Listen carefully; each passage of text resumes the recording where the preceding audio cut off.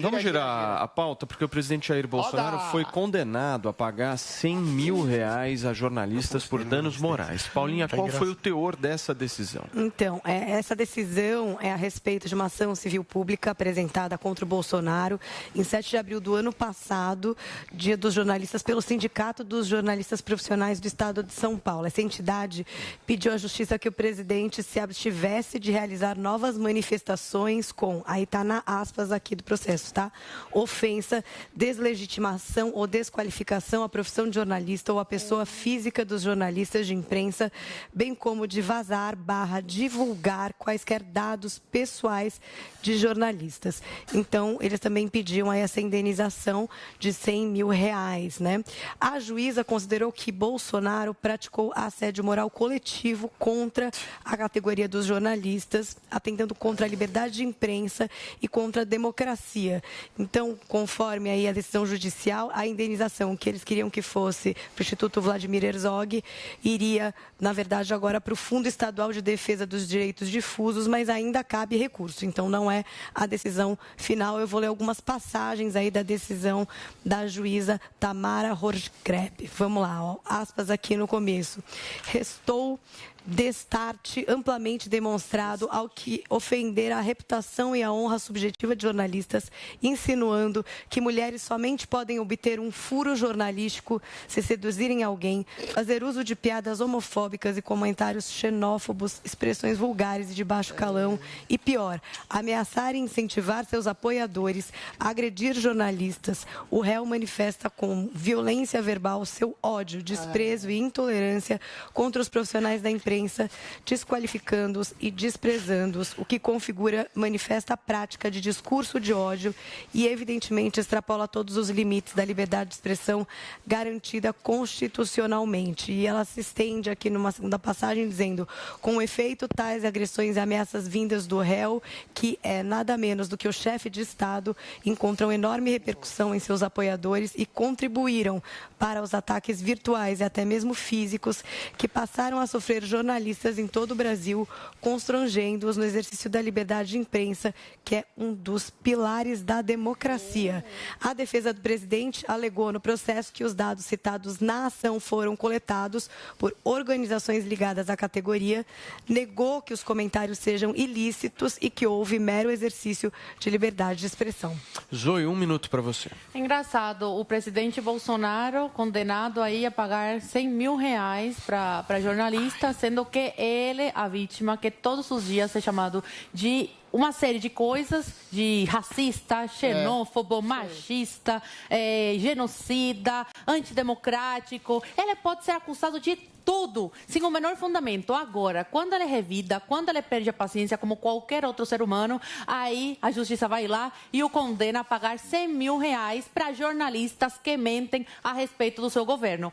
Tem outra questão, Paulo, que o sócio do escritório que está fazendo a defesa do presidente, que é o escritório da doutora Karina Cufa, ela está sendo atacada aí por uma ala da direita, porque a direita é assim, né? Você não gosta de qualquer coisinha que a pessoa faz, já ataca, por isso que a direita tem muito que aprender ainda. Ao invés de dividir, tem que se juntar, tem que se apoiar, principalmente nesse ano de eleição, né? Estão falando que deixaram aí passar a data para o escritório, né, fazer a defesa do presidente. E o sócio respondeu o seguinte para esses comentários aí: o prazo para contestar é a partir do retorno da carta precatória nos autos, artigo 232 CPC.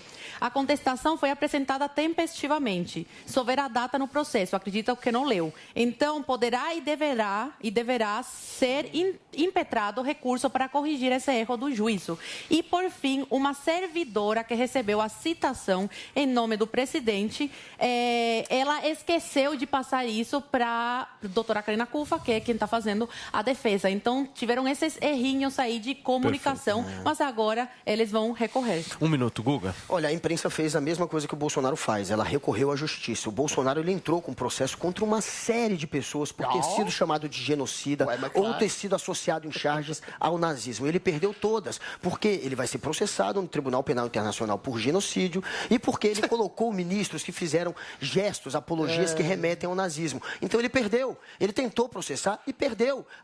A imprensa fez a mesma coisa, só que a imprensa ganhou. Por quê? Porque o Bolsonaro, só no ano passado, ele atacou a imprensa, segundo a FENAGE, contou, mais de 129 vezes. Foram 430 ataques ao longo do ano, 129 perpetrados pelo Bolsonaro. 34% vieram do presidente, outros tantos da família do presidente. Quem ataca a imprensa e é processado e perde é o Bolsonaro, porque ele sim fala coisas que depois ele não consegue provar na justiça. Quem chama ele de genocida ou associou ao nazismo, venceu na justiça. Ele perdeu, ele processou e perdeu. Isso aconteceu.